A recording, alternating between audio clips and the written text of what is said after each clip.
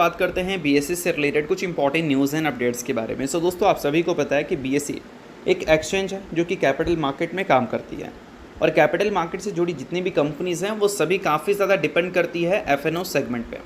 और F&O segment से related अगर पिछले कुछ महीने का रिकॉर्ड देखोगे तो जो न्यूज़ हमें देखने को मिली है वो कुछ खास अच्छी देखने को मिली नहीं है। खबर ऑफिशियल तो एक भी नहीं आया है, सभी देखा जाए तो रिपोर्ट्स के ज़रिए सुनने को मिली थी।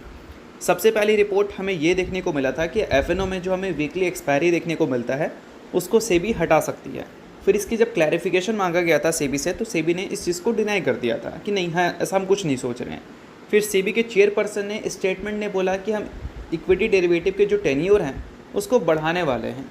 इसके बाद कैपिटल मार्केट से जुड़ी कंपनीज़ की हालत काफ़ी ज़्यादा ख़राब हो गई थी कि अगर टेन्योर बढ़ेगा तो इसका मतलब क्या है कि वॉल्यूम्स में इसका इम्पैक्ट हमें देखने को मिलेगा, और वॉल्यूम्स में अगर इम्पैक्ट दिखा तो इन कंपनीज़ के नंबर्स में भी उसका इम्पैक्ट हमें देखने को मिलेगा। और अभी के टाइम पे दोस्तों फ़िलहाल एक रिपोर्ट इतनी शॉकिंग हमें देखने को मिल रही है कि सेबी अगले महीने कंसल्टेशन पेपर आपको फाइल करती हुई देखने को मिलेगी एफएनओ कॉन्ट्रैक्ट्स के जो वीकली एक्सपायरी है उसको आउट करने के लिए, यानी कि उसको हटाने के लिए। अब इस चीज़ को थोड़ा सा आप डिटेल में समझ लो। सबसे पहले एक चीज़ क्लियर कर देना चाहूँगा, ये कोई ऑफिशियल खबर नहीं है, ये चीज़ें हमें रिपोर्ट के ज़रिए सुनने को मिल रही है। रिपोर्ट किसने सबमिट किया है? CNBC TV18 ने। इस चीज़ को ध्यान में रखना। सो देखो दोस्तों, आपको यहाँ पर साफ साफ देखने को मिलता है market regulator SEBI is likely to float a consultation paper within the next month, यानी कि अगले महीने सेबी जो है वो कंसल्टेशन पेपर आपको फ्लोट करता हुआ नज़र आ सकता है। एफएनओ कॉन्ट्रैक्ट्स जो हमें देखने को मिलते हैं उसकी जो वीकली एक्सपायरी होती है उसको एंड करने के लिए। अब ये चीज़ कोई ऑफिशियल खबर तो है नहीं, रिपोर्ट के ज़रिए सुनने को मिल रहा है। बट एक चीज़ समझो, रिपोर्ट सच भी होता है, झूठ भी होता है। बट CNBC TV18 ने जितने भी रिपोर्ट्स एफएनओ सेगमेंट से रिलेटेड पब्लिश किए हैं अब तक, मैक्सिमम रिपोर्ट सच हुए हैं। भले वो रिपोर्ट को सच होने में एक लंबा टाइम लगे, बट सच हो जाते हैं। सबसे पहले एफएनओ कॉन्ट्रैक्ट्स के जो वीकली एक्सपायरी ख़त्म करने की बात की रिपोर्ट थी वो इसी ने पब्लिश किया था। क्लैरिफिकेशन में सेबी ने इस चीज़ को डिनाई कर दिया था।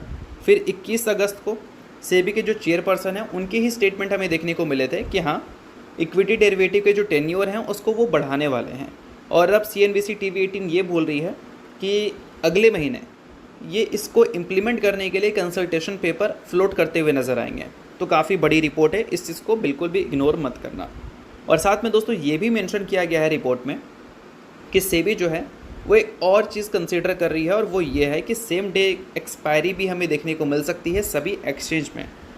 अभी हमें सेम डे एक्सपायरी देखने को नहीं मिलती है, बट हो सकता है कि इस कंसल्टेशन पेपर के बाद सेम डे एक्सपायरी को इम्प्लीमेंट सेबी कर दें। इस चीज़ के बारे में भी रिपोर्ट ही क्लेम कर रहे हैं, ना कि कोई ऑफिशियल खबर है। और एक और चीज़ यहाँ पर रिपोर्ट में मेंशन है कि सेबी एक बोर्ड मीटिंग कंडक्ट कर रही है 12 सितंबर को। जिस बोर्ड मीटिंग में जो एक्सचेंज है उनसे कंसल्टेशन किया जाएगा इक्विटी डेरिवेटिव के जो टेन्योर हैं उसको बढ़ाने से रिलेटेड, और उसके आउटकम्स के बाद हो सकता है कि चीज़ें हमें ऑफिशियल होती हुई नज़र आ जाए। बट अभी के टाइम पे जो चीज़ें रिपोर्ट के ज़रिए आ रही हैं वो चीज़ें मैं आपको बता दे रहा हूँ। और इन सारी चीज़ों के बाद बीएसई में आपको पिटाई देखने को मिली थी, वो इसलिए क्योंकि इससे बीएसई के जो बिज़नेस हैं उसमें इसका इफ़ेक्ट देखने को मिलेगा। और बीएसई के जो रेवेन्यू है वो पिछले कुछ सालों में काफ़ी अच्छी तरह से ग्रो करते हुए नज़र आए हैं। बट ये चीज़ इंप्लीमेंट होने के बाद हो सकता है कि बीएसई के जो ग्रोथ रेट हैं वो स्लो होती हुई नज़र आ जाए, क्योंकि बिज़नेस करना थोड़ा सा टफ हो जाएगा इनको। और बिज़नेस करना जब टफ होता है तो रेवेन्यू ग्रोथ, प्रॉफिट ग्रोथ सभी में इसका इम्पैक्ट हमें विटनेस करने को मिल सकता है। तो ये सारी चीज़ें आप नोट डाउन कर सकते हैं। सभी चीज़ें एजुकेशन पर्पज़ के लिए, तो इसको एजुकेशन पर्पज़ की तरह लेना, रिकमेंडेशन मत समझना।